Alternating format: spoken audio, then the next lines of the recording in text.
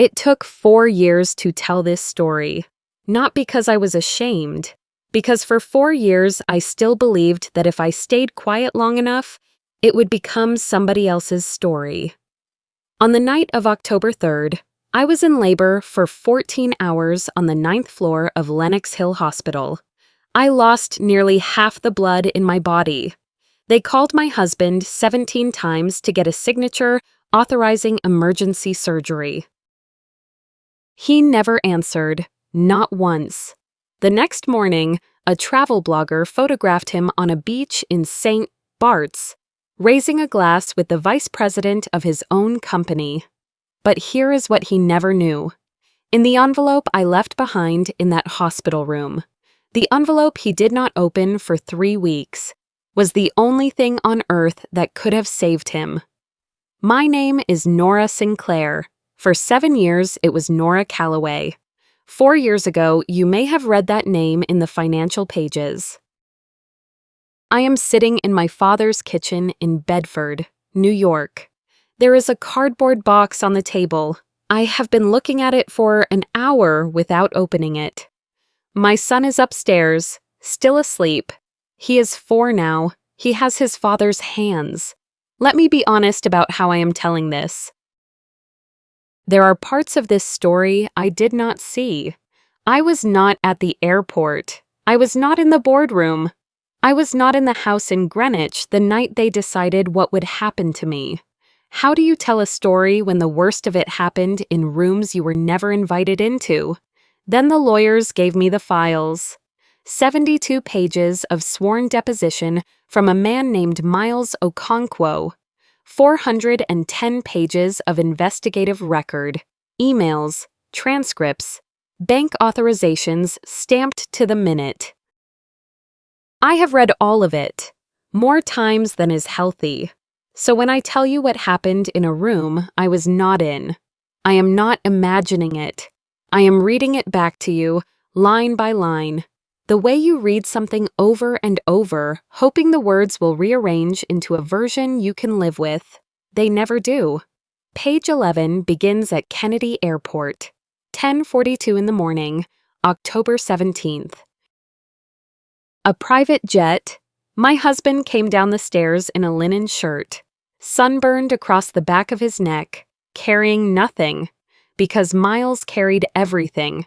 Behind him, a woman named Sloane Beckett, pushing her sunglasses into her hair. She was scrolling her phone in the back of the car when she stopped. "Oh, that's charming." Everett did not look up. "What now?" Someone commented under my vacation photos. A pause. They said, "Isn't your boyfriend's wife supposed to be giving birth this week?" Miles wrote that the car went quiet. He was specific. It lasted through 2 traffic lights. Then my husband picked up his phone. 31 missed calls. His mother. The family office. 2 from a number he did not recognize, which was the hospital, none from me. He frowned at that. Miles recorded the frown. 11 years of watching a man's face. You learn what it looks like when something does not add up. I always called. I always texted. I apologized for things I had not done. I had held up my end of that arrangement for 7 years without being asked. Sloane asked it casually, the way you ask about weather. Did she have the baby? My husband locked his phone, looked out the window at the traffic, and said, "Probably. My mother's handling it." Then he said the sentence, "It doesn't require me." This is where you might expect me to say how it felt. It did not feel like anything yet. I was on the 9th floor with a magnesium drip in my arm, and I would not learn that sentence existed for another 5 months. But Miles knew. Miles was driving. An attorney asked why he remembered that one moment so clearly out of 11 years. His answer is on page 11. I have it memorized. I worked for Mr. Calloway for 11 years. I watched him lay off 400 people in a single morning. I watched him lose a 9-figure deal and order lunch 20 minutes later. That sentence disturbed me more than any of it. I am telling you that sentence first. Before the 7 years, before the hospital, before this box on the table. I am telling you first because it took me 4 years to understand what it meant.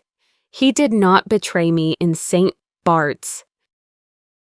Hun betrayed me long before that, in smaller rooms, with less sunlight, and every single time, I found a way to translate it into something I could live beside. Every delivery room in America has the same chair. Blue vinyl, wipeable, molded arms, pushed against the wall beneath the whiteboard where they write the nurse's name. It is not for the patient. The patient has a bed. That chair is for whoever comes with you. I was admitted to Lenox Hill at 12:40 in the morning on October 3rd. I looked at that chair for 14 hours because there was little else in the room to look at. A bed, a monitor with 2 lines, one for me and one for him, an IV pole, and the chair. The first contraction came just after midnight, and I did what the books tell you. I walked to the apartment, drank a glass of water, waited for it to be nothing. 20 minutes later, the second one folded me over the kitchen counter. I called my husband, straight to voicemail. I called again, straight to voicemail. Then I texted him, I think it's time, call me when you can. 9 words. I rewrote that message 4 times. I want you to sit with that, 4 times, doubled over in my kitchen at 1 in the morning. Editing a text so it would not sound demanding, I took out an exclamation point. I added, when you can, so he would not feel rushed. 7 years had trained me so well that even in labor, my first instinct was to make myself smaller. He was 3,000 miles away and had not answered a call from me in 11 days, so I called his mother. Vivian picked up on the first ring. 1 ring at 1 in the morning. I did not think about that until much later. Nora, I think I'm in labor. A pause. Not long. How far apart? About 15 minutes? The family car is already on its way. I stopped. I was standing in my hallway with my hospital bag by my foot, looking at the clock on the microwave, because something in me had gone very still. I had been on the phone with her for 40 seconds. Vivian, how is it already on its way? And she said, in the same warm voice she used at charity luncheons. I've had the driver waiting on the corner since Tuesday. I told myself she was being thoughtful. I told myself that for 4 years. The car took 31 minutes, somewhere on the FDR. I asked the driver whether Everett had called anyone. I'm sorry, Mrs. Calloway. I wouldn't know. I never asked again. Renata Ortiz came on shift at 4 in the morning, 61 years old, 30 years in labor and delivery, reading glasses on a beaded chain, hands like my grandmother's. She read my chart. Then she looked at the chair. Is your husband on his way? I did not answer. She did not ask again. That is the part I still think about. She did not make me explain, and she did not arrange her face into anything. She pulled the blue chair to the side of the bed, sat down, and took my hand. All right, she said. Then you have me. Labor took 14 hours. Somewhere in the middle, my blood pressure went to 168/104, and a resident I never saw again said the words late onset preeclampsia. Then magnesium sulfate ran into my arm for 24 hours, which makes you feel like you are being slowly filled with warm sand. After he was born, I began to hemorrhage. I do not remember most of it. I remember the tone of the room changing. I remember somebody counting. I was given 3 units of blood and moved to the obstetric ICU for 2 days. At some point, they needed a signature, consent for a surgical intervention. A hospital will take a spouse's authorization when the patient cannot give it herself. Mine was in the Caribbean. They called him 17 times. I know it was 17 because it is in the record, with timestamps 6:14, 6:16, 6:19, all the way to 8:52. On the intake form, there is a box marked Emergency Contact. My husband's name had been in that box for 7 years. A nurse crossed it out that morning, and Renata Ortiz wrote her own name in it. She told me later, simply, that the law allowed it and there was no one else. Elias was born at 2:51 in the afternoon, 7 pounds 1 ounce, and when they put him on my chest, I cried the way I had not cried in years. I want to be precise about why, because people assume they know. I was not crying from the pain. I was not crying because I had been left alone. I was crying because in that small, furious, brand new sound, I understood that I had just permanently lost the right to pretend everything was fine. I met him in a rented office on 44th Street, Callaway Ridge Capital, 1 floor, 12 employees, a coffee machine you had to hit. Everett wore suits off a discount rack and worked until midnight because he had to, not because he liked how it sounded. That distinction mattered to me then. It stopped mattering to him. I brought him sandwiches because he forgot to eat. I fixed the typos in his pitch decks.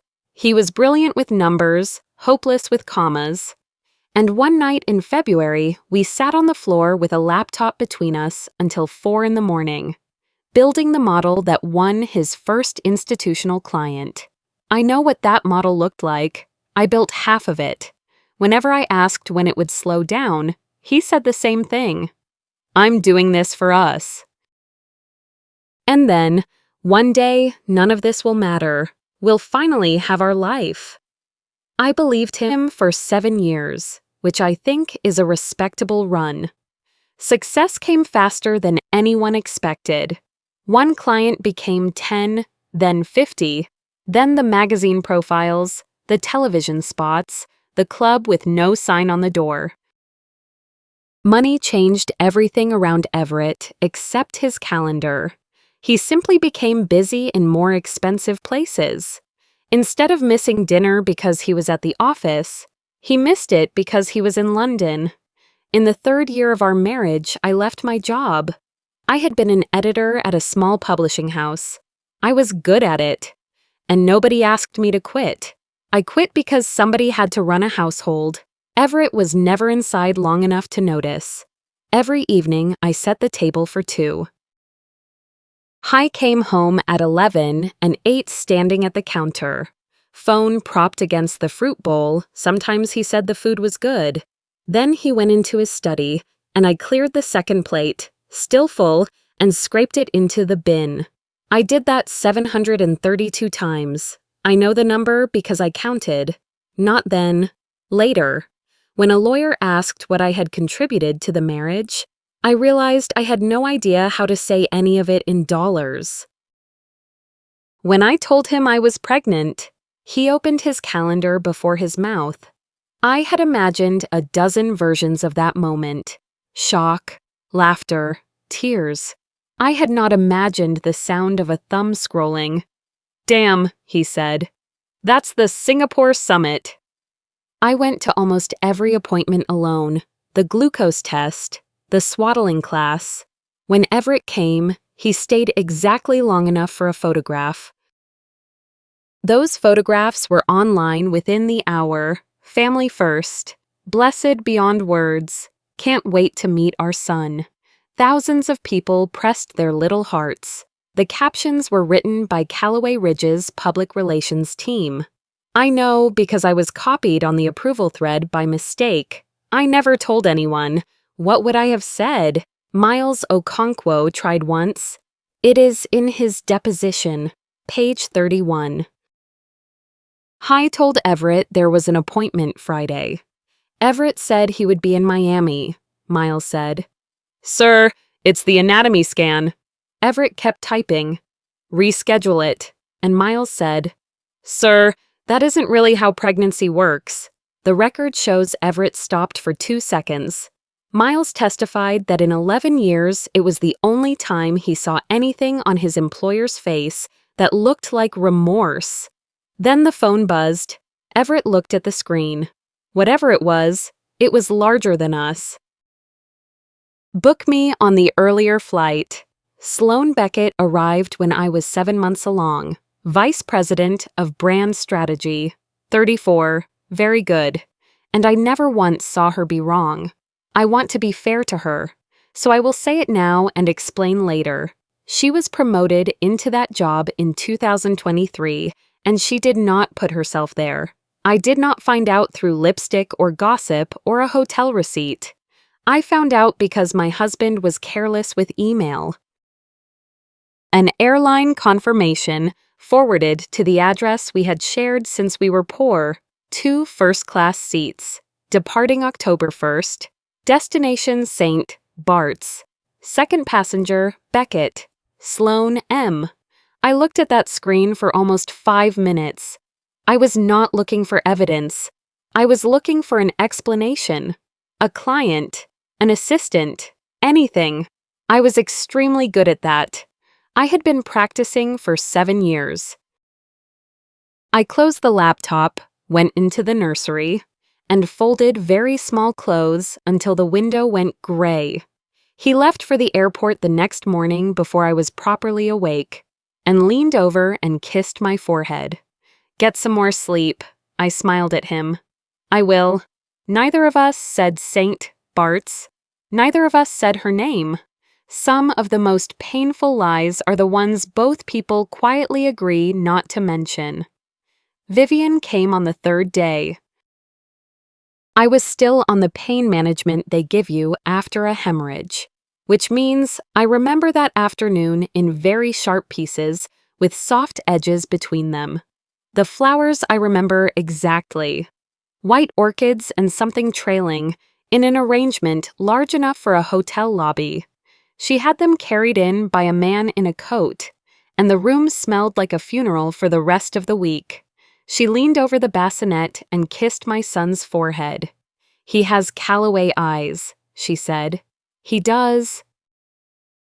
There was a blue vinyl chair beside my bed. It had been Renata's chair for 2 nights. Vivian looked at it, then walked past it, took a different chair from the corner by the window, and carried it over. I noticed.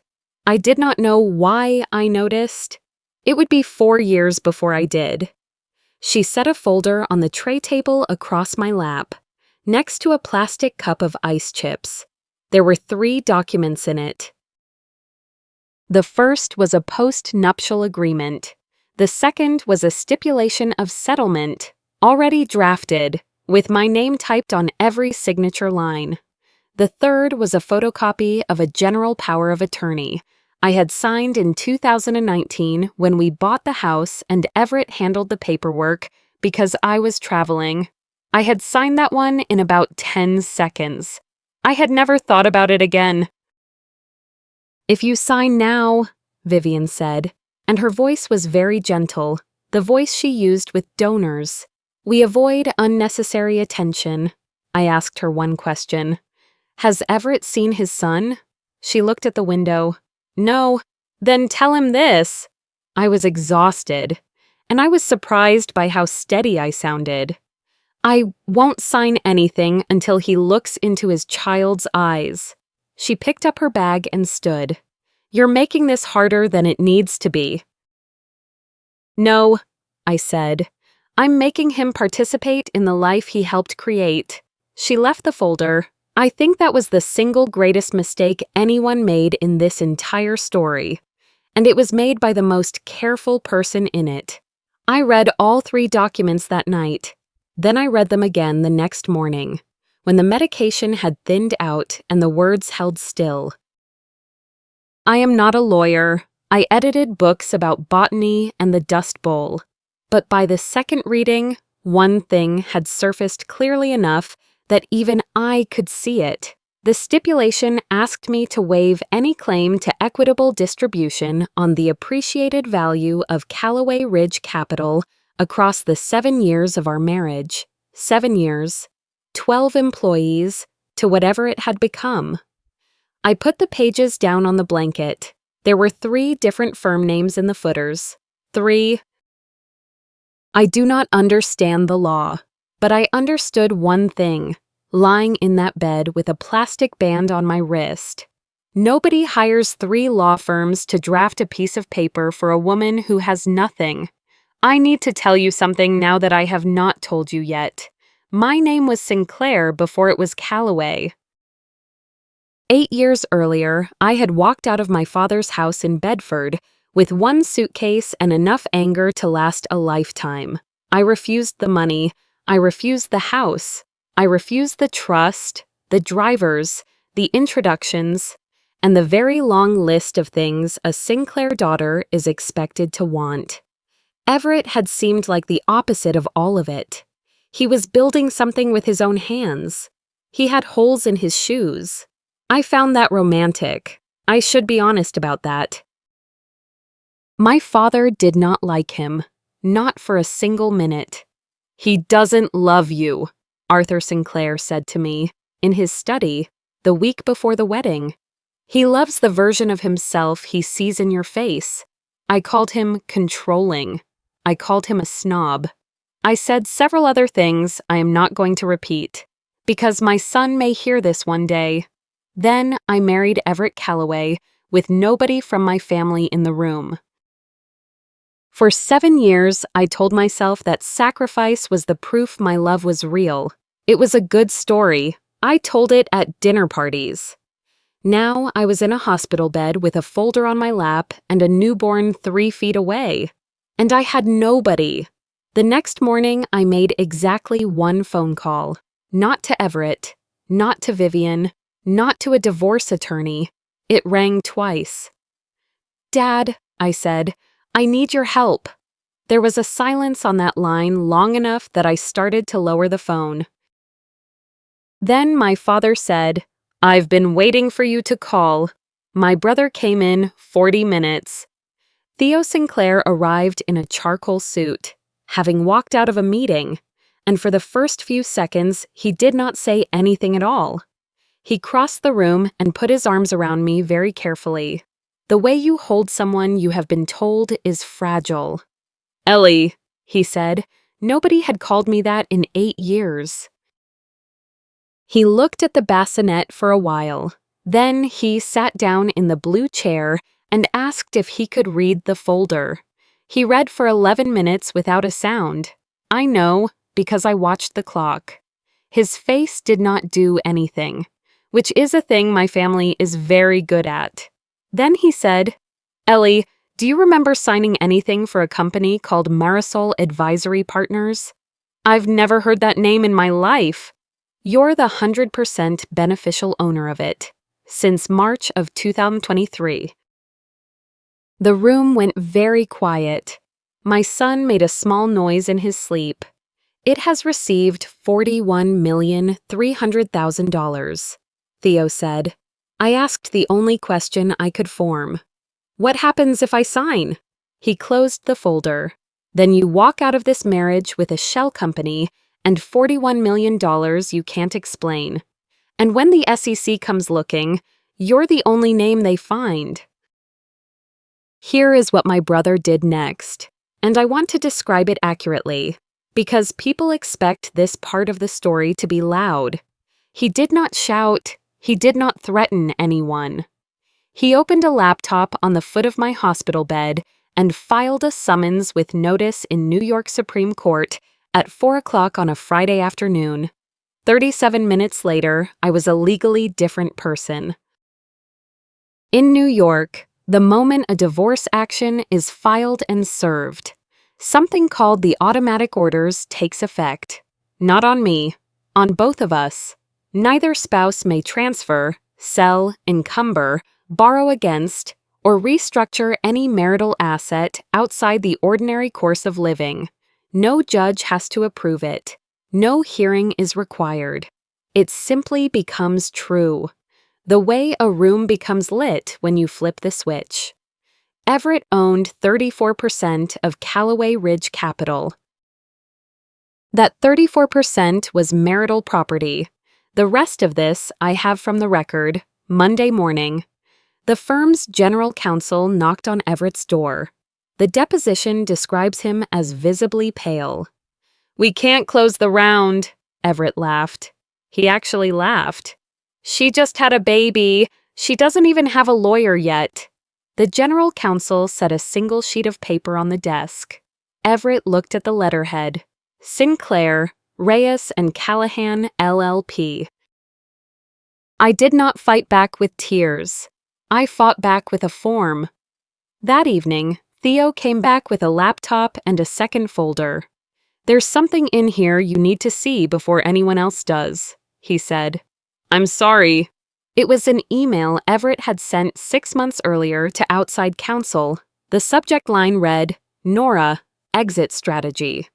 He was asking how quickly his wife could be separated from the family's linked investment structure after the birth of their child. Counsel replied in one line. "Once the heir is delivered, the reputational exposure becomes manageable. Not the baby, not our son, the heir." I read it 3 times. For 7 years, I had defended him inside my own head. He is careless. He is overwhelmed. The work is eating him alive. Every one of those sentences had a door in it. And I kept walking through. That email took the last one away. It was not neglect. It was a schedule. I left Lenox Hill on the 8th day under confidential patient status, registered under my mother's maiden name. It is a real thing, and any patient can ask for it. Once it is in place, the hospital cannot confirm or deny that you exist. Not to a journalist, not to a relative, not to a husband. Everett came looking 6 days later. Renata Ortiz was at the desk. "I'm looking for my wife, Nora Calloway." "Sir, we have no patient by that name." "Do you know who I am?" And Renata looked straight at him and said, "Yes, sir. That is exactly why I can't tell you anything." Before I left, I had given her an envelope. Inside were papers with my signature on them, not the ones his mother had brought. A copy of the summons with notice and proof of service, a small flash drive, and a folded note in my handwriting. "Listen to all of it. Then call me." Renata handed it to him in the corridor. She said he turned it over twice, looking at his own name. Then he walked out to the car, passed it to Miles Okonkwo, and said one word. "Later." The photograph did not go to a tabloid first. That is the part everyone gets wrong. A travel blogger posted it at 6:40 on a Monday morning, and by 7 o'clock it was sitting in the inbox of a woman named Yvette Nam, who was Callaway Ridge's chief compliance officer and who had, I am told, never once been late to anything. Callaway Ridge was a registered investment advisor under Advisors Act Rule 204A1. A firm like that must maintain a code of ethics, and its compliance officer carries an obligation, a legal one rather than a moral one, to escalate certain conduct to the audit committee. An undisclosed relationship between a chief executive and a direct report is one of those things. She had 24 hours. She used 4. So Everett was already under investigation before I filed for divorce. He did not know that. Neither did I. For 3 weeks, 2 blades were moving toward him at the same time, and neither one of them was mine. The forensic accountants came in the second week. What they found took a month to describe properly, but the shape of it was simple. 26 months, a chain of consulting entities. Invoices for advisory work nobody at the firm could remember receiving. Every single payment was under $250,000. That number is not a coincidence. $250,000 was the threshold in Callaway Ridge's own governance policy, the amount above which a disbursement had to go to the board. Whoever built this had read the policy carefully. In an internal meeting on a Thursday afternoon, Everett said the sentence I imagine he had been rehearsing for days. Someone used my credentials. Nobody used his credentials. Nobody forged a signature. Nobody stole a password. There was no clever theft in this story at all. And that is what took me the longest to accept, because a theft would have been easier to understand. In 2019, when Callaway Ridge had 12 people on one rented floor, the firm took its first real loan, $2 million. No bank lends to a fund manager that young without a guarantee. So someone signed a personal guarantee for it, Vivian Callaway. And when you personally guarantee a company's debt, you are ordinarily given something in return. In her case, it was a seat and a signature. Authorized signatory, no expiration. On file with the bank and the administrator. Everett never revoked it. Not when the loan was repaid in 2020. Not when the firm passed 100 employees. Not when a compliance consultant flagged it in an annual review and recommended it be cleaned up. And he wrote back 4 words, "Leave it. She's family." She did not commit forgery. She signed with her own authority, which she had held lawfully for 6 years, 411 times. There is a moment in the board minutes I have read more often than I should.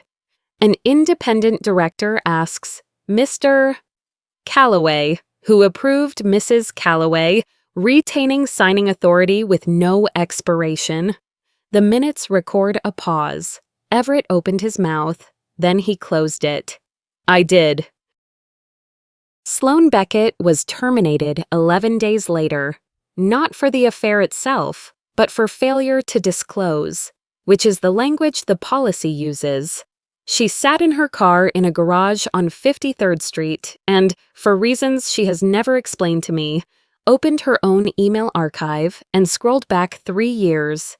She found the letter recommending her for Vice President of Brand Strategy in 2023. It had gone to the Compensation Committee. It carried one signature, Vivian Callaway, Director. A chief executive in love is a chief executive who does not check the books. Sloan was not the woman who destroyed my family. She was a latch somebody had installed on a door. And it took her 3 years to notice she had been put there. 6 days later, a courier delivered a sealed folder to Sinclair, Reyes, and Callahan. No sender, no cover letter. Inside were the last 4 documents the investigators had not yet found, and one line in handwriting I did not recognize. "I'm not apologizing. You don't need my apology. But you need this." Dennis Rourke was the firm's controller. He had watched those invoices clear for 2 years and said nothing. He came forward under the SEC whistleblower program, which is a real mechanism. Dodd-Frank Section 922, and pays an informant a percentage of what the government recovers. In a matter this size, that is a life-changing sum, and the defense made certain everyone knew it. Somebody asked him, on the record, whether he had come forward for the award. Rourke looked down at the table for a long time. "I came forward because my daughter is 6, he said, "and I didn't want to teach her that silence pays better." The emergency board meeting was held on a Tuesday, 31 floors above Park Avenue, at a table that seated 20. I walked in with Theo at 11 minutes past 10. I want to correct something people assume about that morning. I did not arrive looking magnificent. There was no transformation. I wore a navy dress I had owned for 4 years and no jewelry at all. And I had been awake since 4 because my son had been awake since 4. I did not dress well that day. I dressed like someone who had stopped pretending. Everett looked up when the door opened. "You finally decided to show up." I did not answer him. I walked the length of the table, handed a folder to Harold Beaumont, the chairman, and sat down in the chair Theo pulled out for me. They read for 6 minutes. Then one of the independent directors, a woman named Priscilla Hardaway, who had always been perfectly kind to me at charity dinners, looked up over her glasses. "Mr. Calloway, what is Nora exit strategy?" Everett turned to me. "You read that?" "I lived it." Nobody said anything for a while. Silence in a room like that is not empty. It fills up. Then my husband did something I had not expected. He came apart. "Someone used my authority," he said. "I did not build this. I swear to God, I didn't know." And here is the worst thing in this entire story, and it is not something he did to me. I opened my bag and set a small flash drive on the table. It was the same one, the one I had left in an envelope at Lenox Hill 3 weeks earlier, with a note in my handwriting telling him to listen to all of it and then call me. Sloan had sent me the copy in that sealed folder. Along with everything else, on it was an audio file, 11 minutes and 4 seconds. 3 months before my son was born, Vivian Calloway had a conversation with Dennis Rourke in the living room of the house in Greenwich. There was an iPad on the side table that somebody's grandchild had left recording. In 11 minutes, she says all of it. She explains that the signing authority is hers and always has been. She instructs Rourke that if Everett asks a question, the answer is that finance has already verified everything. And near the end, she explains why the timing matters. "Once the child is here," she says, "the reputational exposure will be manageable." That recording was the only piece of evidence on earth that could clear my husband. He had been carrying it, first in his coat and then in a drawer in his study, for 3 weeks. He had said one word about it. Later, "I left it for him on the first day. Not as a weapon. I left it because whatever he had done to me, and he had done nearly all of it. I did not want to watch him answer for something he had not built. It was the last kind thing I had left in me. He put it in a drawer. The recording saved him. It did not save his seat." The final report ran 410 pages and reached a conclusion I have never been able to argue with. Everett Calloway did not design the scheme. What he did was build a company in which nobody asked him a question, and then stop asking himself. Beaumont closed the file. "You founded this company," he said. "You don't own the board." The vote was unanimous. He resigned that afternoon, on his lawyer's advice, because a resignation reads differently to federal regulators than a removal does. There were no reporters on the sidewalk. That is a detail people always want to add. And it did not happen. He walked out of the lobby, got into his car, and nobody shouted anything at him.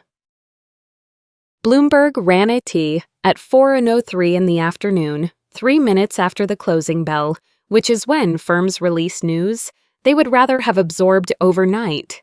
Then his phone started. And according to Miles, it did not stop for 11 hours. 6 weeks later, his attorneys proposed joint custody. I gave one condition, and only one. I would not oppose visitation. I would not oppose anything, provided he cooperated fully with the SEC. Full cooperation meant testifying about his mother's signing authority, about 411 signatures, about 4 words in an email, "Leave it, she's family." It meant standing up in a federal proceeding and describing exactly what Vivian Calloway had done. He did not answer for 9 days. On the 9th day, his lawyer sent over an executed waiver of custody claims. He chose his mother one last time. Vivian Calloway pleaded guilty to 4 counts of wire fraud under Title 18, Section 1443. The agreement was 41 months in federal custody. restitution of $41,300,000, and a permanent bar from serving as an officer or director of a public company. I did not go to the sentencing. Theo went. He said she went into the courthouse through the back entrance, exactly how she had left Calloway Ridge. The money was all still there. That is the part that stopped me. An apartment in Lisbon, bought in 2023 and never occupied. 2 Zurich accounts, municipal bonds, the safest thing a person can own. She had not spent a cent of it. Not one. It took me a long time to understand why. I understood only because of a folder my brother put in front of me one Sunday. Vivian Halloran married into the Calloway family in 1987, at 23. She came from a town outside Scranton, Pennsylvania. Her father was a welder. She was 2 years into a nursing degree. She never finished it. For 30 years, she did precisely what I had been doing. She remembered the birthdays of clients' wives. She sat through dinners smiling beside a man who spoke to everyone except her. She raised a son who was told from the age of 6 that the firm would be his. Her husband died in 2016. The will left everything to Everett. Vivian received a monthly allowance and the right to stay in the Greenwich house until her death, 30 years. In exchange for an allowance and permission to stay in a house that was not in her name. I sat with that folder open on my lap for an afternoon. I went to see her 3 weeks before she reported. There is a waiting area on the ground floor of the federal courthouse on Pearl Street. She sat on a wooden bench alone, no jewelry, no attorney beside her, a cardigan I would never have imagined her owning. She saw me and did not stand. "Have you come to look at me like this?" "No," I said. "I came to ask you one question." I sat down, 2 seats away, not beside her. "When you brought those papers to the hospital, did you know what you were doing to me?" She looked down at her hands for a long time. They were not steady. "Yes." "Then why did you do it?" And Vivian Calloway said, with no performance in her voice, "Because 30 years ago, nobody asked me that question." I sat with that. A door opened and closed behind us. Then I stood up. "You and I were treated exactly the same way," I said. "You chose to steal. I chose to leave."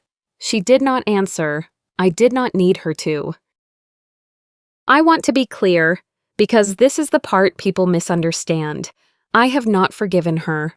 I still believe she belonged in a federal prison, and that 41 months was light, but I stopped hating her. It happened on that bench. When I understood that if I had signed those papers, if I had stayed another 10 years, if I had let them keep teaching me that silence is a form of grace, I would have been her. She was not a monster. She was a version of me that stayed. Everett asked to see me 2 months later. I agreed to one conversation. We met at a cafe on the water in Tribeca. No lawyers, no security. He looked older, not from time, but because certainty had gone out of his face. We talked about nothing for a while. Then he said it. "I lost my company. For 7 years, that man had said, we're building this. One day, we'll have our life." It was the first time I heard him say anything that mattered. And I finally understood what I had been listening to for 7 years. There had never been a we. It was the word he used for his ambition when he wanted it to sound like kindness. He reached into his coat and set something on the table. A pair of blue knitted baby socks, newborn size, price tag still on. "I bought these at an airport," he said. "Between 2 calls, I meant to bring them home." He turned the tag over. "I found them clearing out my desk, under a stack of contracts." I looked at them for a while. then pushed them gently back across the table. Elias has everything he needs. There was one more thing I wanted to know. I had waited the whole hour to ask. Did you ever listen to it? The Drive? Everett looked down at his coffee. No. You had it in your hand for 3 weeks. He did not look up. I thought it was you being angry. It was me saving you. We were on the back porch in Bedford, the morning after the sentencing. My father had made tea he did not drink. You were right, I said. I was wrong. Arthur Sinclair set the cup down. No, I wasn't right. I looked up at him. I said what I said because I was frightened. Nora, not because I knew. If that man had been good to you, I'd have been wrong for the rest of my life and delighted about it. Hane put his hand over mine. He is not a demonstrative man. He had not done that since I was 9. You weren't wrong to trust him, he said. You just stayed a long time after he gave you a reason to go. 3 months after I moved into that house, I set the table without thinking about it. 2 plates, 2 forks, the way my hands had done it 732 times. I stopped halfway, standing there with a napkin in my hand, feeling something rise in my chest that I had no name for. Then my brother came in, pulled out the second chair, sat down, and reached for the napkin, the way you sit at a place that has always been yours. He did not say anything. Nobody commented. Nobody made it a moment. 732 times, I set a second plate for a man who did not come. The 733rd time, somebody sat down. 6 weeks after the story broke, Theo carried a cardboard box into that kitchen and set it on the table. What is this? Letters. They came to the firm. People found the address. How many? He put his hand flat on the lid. 211. The one on top was written in blue ink on lined paper, in handwriting that shook. Dear Ms. Sinclair. I had my first daughter in April of 1979, in Springfield, Ohio. My husband was in Chicago that week with his secretary. I knew. My mother knew. We never spoke about it, not once. He died in 2011. I have still never told anyone. 46 years. Today I am telling you. You don't need to write back. I only wanted one person to know. M. Age 71. I read that letter 3 times. Then I reached for the second one. I read the whole box that night. And at 4 in the morning, something went through me like cold water. My story is not special. Mine was only louder. That box is on the table in front of me right now. It is a Tuesday morning in March, and I have been looking at it for an hour, because today I start answering them. All 211. That is why I finally told you this. There is one more thing.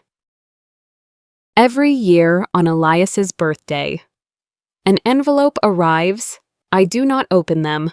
I write the date in the corner and put it in a wooden box on the cupboard in the hall. There are 4 in there now. When he is 18, I will take that box down and put it in his hands.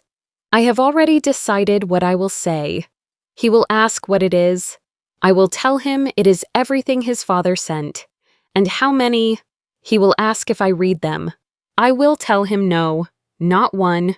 He will ask why.